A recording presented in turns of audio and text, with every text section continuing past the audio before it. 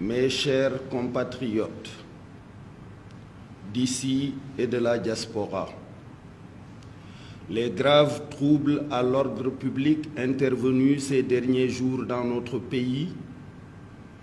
avec leur cortège de drames et de préjudices infligés à de paisibles citoyens et à des hôtes qui ont choisi d'investir et de vivre chez nous, procèdent du refus d'un citoyen de se soumettre à la justice de son pays, devant laquelle il a été attrait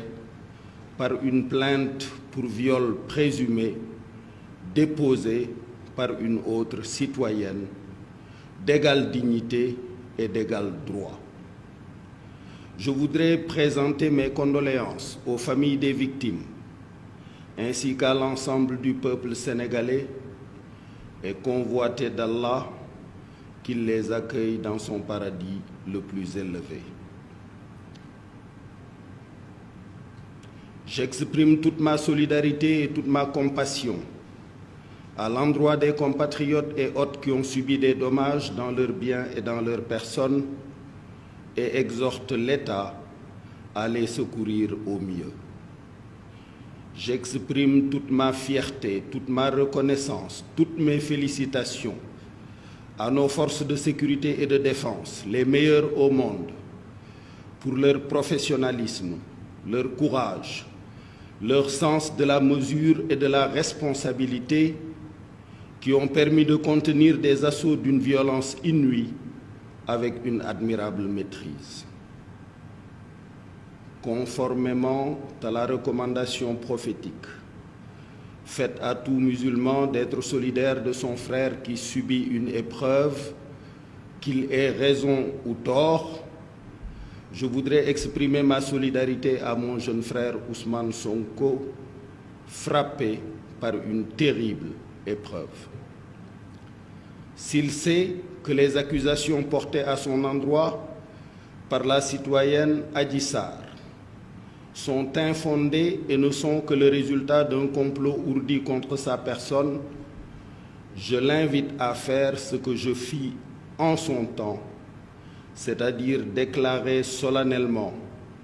devant Dieu et devant les hommes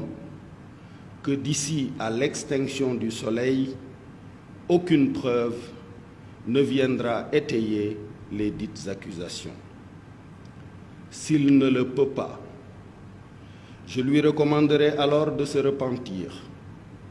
de demander pardon à sa famille, à ses militants et au peuple sénégalais et d'accepter avec dignité les conséquences des actes posés.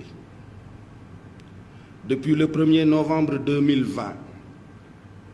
à partir de ma station de président du Conseil économique, social et environnemental, j'observe de façon privilégiée et au quotidien les activités de son Excellence, Monsieur le Président de la République. Je l'ai vu se battre de façon titanesque pour que le peuple sénégalais soit parmi les premiers en Afrique à recevoir le vaccin, même au prix d'efforts budgétaires incommensurables.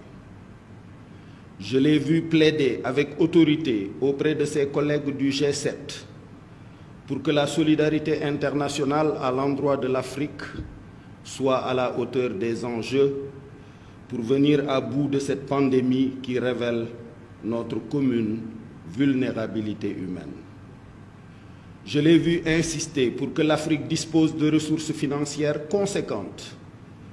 au moyen de droits de tirage spéciaux, d'abandon de dettes ou de tout autre mécanisme afin de soulager les entreprises africaines et les investisseurs africains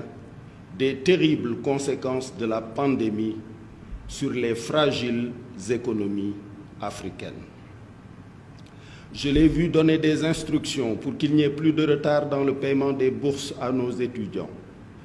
Je l'ai vu doter nos chercheurs d'un supercalculateur qui les dispense d'aller faire leurs travaux à l'étranger. Je l'ai vu répondre avec grâce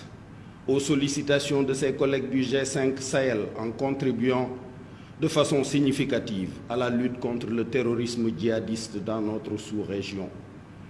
Je le vois quotidiennement préparer avec soin son mandat en 2022 à la tête de l'Union africaine. En conséquence de tout ceci, j'atteste, j'affirme qu'il n'a pas le temps de conduire un opposant plusieurs fois à Sweet Beauté, ni de fomenter de sordides activités qui se seraient passées dans ce salon de massage. J'invite les militantes et les militants de l'opposition, patriotes sincères, partageant avec nous l'amour du pays, de sa paix, de ses intérêts et de sa prospérité, à ne pas servir de bouclier à un quelconque gourou, à ne pas se laisser manipuler ni infiltrer par des intérêts encagoulés, nationaux comme internationaux, qui, frustrés de ne pas accéder aux ressources pétrolières et gazières du Sénégal, frustrés de ne pas voir l'État accéder à leurs demandes illégitimes, nourrissent le plan de déstabiliser notre pays. J'incite mon jeune frère Ousmane Sonko, directement ou à travers ses conseils, à s'adresser à ses partisans pour les inviter à cesser toutes activités insurrectionnelles, de pillage ou de déstabilisation du pays. S'il le fait, j'accéderai alors aux nombreuses demandes à moi adressées, dont celle de notre compatriote Alioune Tine, membre éminent de la société civile africaine, d'entreprendre une médiation politique pour le retour rapide au calme. Je sais bénéficier auprès de son Excellence, Monsieur le Président de la République, d'une écoute attentive et respectueuse qui me fait espérer des résultats positifs pour cette médiation, le cas échéant. Aux autres manifestants qui n'ont rien à voir avec l'affaire Sonko-Adji Sarr, mais qui sont également nos fils et nos filles, nos nièces et nos neveux, je veux dire ceci. Nous comprenons vos souffrances et votre mal-être, dus au manque d'emploi et aux difficultés de toutes sortes engendrées par la pandémie, notamment dans cette deuxième phase où l'État n'a pas pu dégager 1000 milliards comme dans la première phase pour venir en aide aux familles et soulager les souffrances. Sachez que ces souffrances et ces difficultés que vous vivez nous pèsent autant qu'à vous. Le président de la République est quotidiennement engagé à y trouver des solutions, car lui comme moi, savons que c'est notre devoir,